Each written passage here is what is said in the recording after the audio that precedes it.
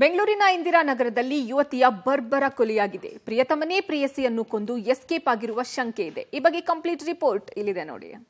ಇಂದಿರಾನಗರದ service ಅಪಾರ್ಟ್ಮೆಂಟ್ನಲ್ಲಿ ರಕ್ತದೋಕುಳಿ, ಪ್ರಿಯಕರನಿಂದಲೇ ಚಾಕು ಇರಿದು ಕೊಲೆ ಶಂಕೆ.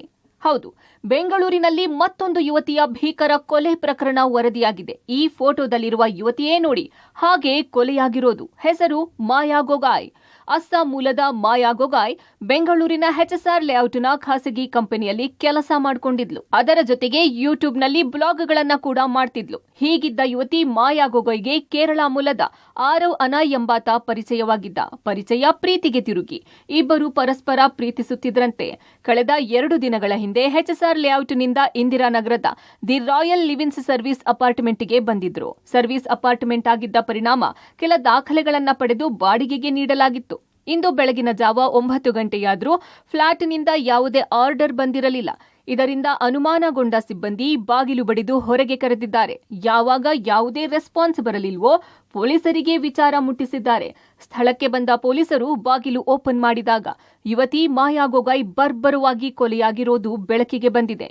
ಮೊದಲಿಗೆ ಉಸಿರುಗಟ್ಟಿಸಿ ನಂತರ ಚಾಕುವಿನಿಂದ ಇರಿದು ಕೊಲೆ ಮಾಡಿರೋದು ಗೊತ್ತಾಗಿದೆ. ಜೊತೆಗಿದ್ದ ಪ್ರಿಯಕರ ಅರಾಯ್ ಹರ್ನಿ ನಾಪತ್ತೆಯಾಗಿದ್ದು ಆತನೇ ಕೃತ್ಯವೆಸಗಿ ಎಸ್ಕೇಪ್ ಆಗಿರೋ ಶಂಕೆ ವ್ಯಕ್ತವಾಗಿದೆ.